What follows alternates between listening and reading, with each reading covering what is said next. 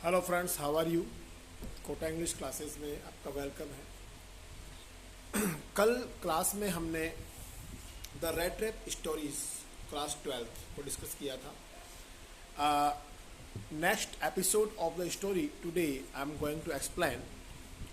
देखिए, हमने कल स्टोरी में कुछ ऐसा देखा था कि जो पैडलर था वो अपने रेड रैप्स को लेकर जब सेल आउट करने निकलता है तो शाम हो जाने के कारण वो एक क्रॉफ्टर के हाउस में जाता है और उससे रिक्वेस्ट करता है कि वो उसको वन नाइट वहाँ स्पेंड करने के लिए उसको अलाउ करे।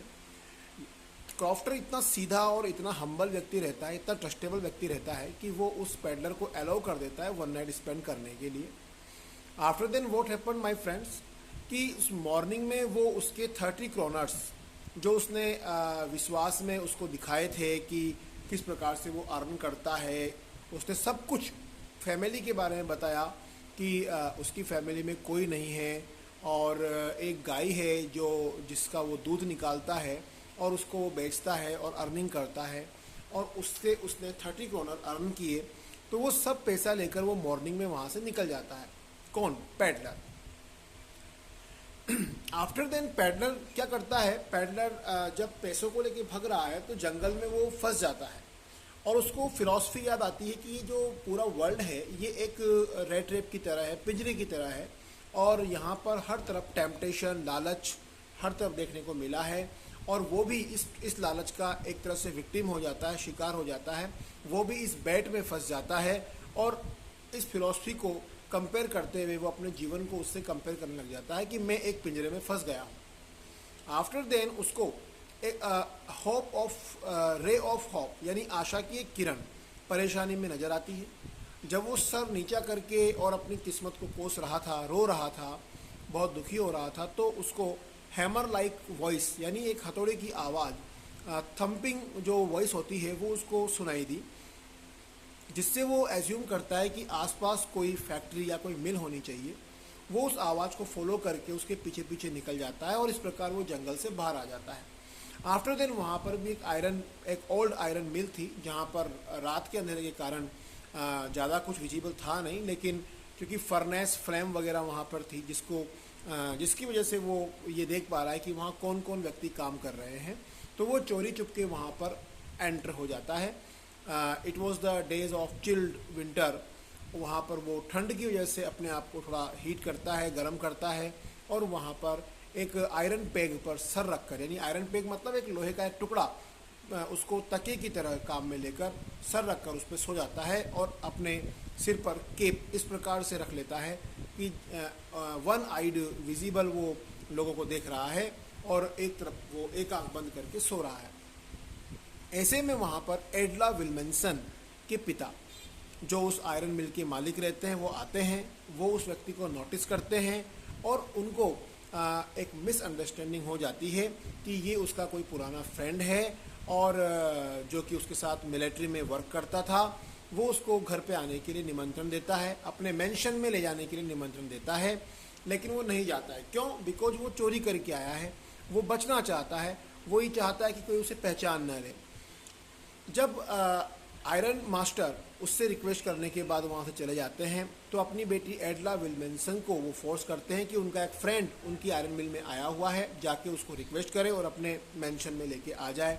एडला विल्मेंसन जो है फ्लैटरी एंड अट्रैक्टिव वॉइस और एक फ्रेंडली बिहेवियर अप्लाई करते हुए उस पैडलर को एग्री कर लेती है अपने घर आने के लिए। लेकिन क्योंकि पैडलर चोरी करके आया था, वो अपने आप को छिपाना चाह रहा था, एडला विल्मेंसन को थोड़ा उस पर शक हो जाता है। लेकिन जब वो उसको मेंशन में लाती है तो आयरन मास्टर और एडला विल्मेंसन दोनों उसका अच्छे से वेलकम करते हैं। It was the day of Christmas eve, Christmas की शाम थी, उसका वैसे ही स्वागत होता है।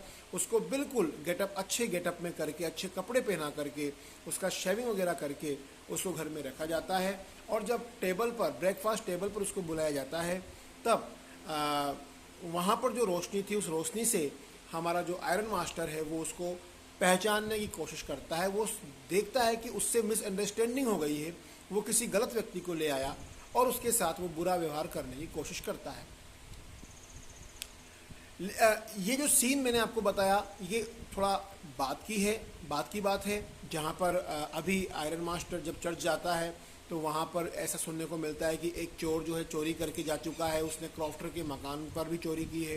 तो आयरन मास्टर को शक होता है, वो तुरंत अपनी बेटी के साथ चर्च से घर पे आता है और जब उसको देखता है तो पता लगता है कि घर से कोई चीज़ें चोरी तो नहीं हुई है, लेकिन जब ब्रेकफास्ट टेबल पर उसको बुलाया जाता है तो वो पहचान लेता है कि मुझसे मिसअंडरस्टैंडिंग हुई है और ये वो नहीं जिसको मैं यहाँ पर लेके आना चाहता हूँ, he is not my friend. After then जब वो घर पे आते हैं तो जब उसके बारे में पूछते हैं कि नौकर से जब मालूम करते हैं कि वेयर इज़ द पेडलर, नौकर उनको इन्फॉर्म करता है कि वो चला गया। और लास्ट में एडला विलमेंशन के लिए वो एक गिफ्ट छोड़ के जाता है, एक छोटी सी चूहेदानी वो छोड़ के जाता है जिस पर एक पत्र लिखा होता है जिसमें वो उसको अपना ग्रेटिट्यूड देता है कि आपने मुझे जो सम्मान दिया, जो मेरा वेलकम किया, उसके लिए मैं आभारी हूँ। और आपसे एक चोर ये प्रॉमिस करता है कि वॉन स्टेल की तरह मैं आपको सही बन के दिखाऊंगा। Von Stahle is the name of another prestigious person who changed his life. उसने भी अपने जीवन को बदला। उसी प्रकार से ये चोर भी एडला विलमेंशन को बिकॉज ऑफ अट्रैक्शन, उसके विश्वास को वो खोना नहीं चाहता था। उसने ये वादा किया कि नेक्स्ट क्रिसमस को पर वो उससे मिलेगा और अपने जीवन को बदलेगा और she will meet now won stale like of person, क्योंकि वो पूरा चेंज हो गया होगा। So he just give thank to change his life. तो यहाँ पर एक ऐसे चोर की कहानी आपको देखने को मिल रही है जो अपने जीवन को बदल देता है बिकॉज ऑफ एडला विलमेंशन एंड हिज ग्रेटिट्यूड्स वर्क, उसके अच्छे काम की वजह से। तो आई होप आपको एक्सप्लेनेशन अच्छा लगा होगा। इसके क्वेश्चंस आंसर आपकी बुक से आप करने की कोशिश करना, जल्दी आपको चैनल पर क्वेश्चन आंसर अवेलेबल हो जाएंगे। Thank you.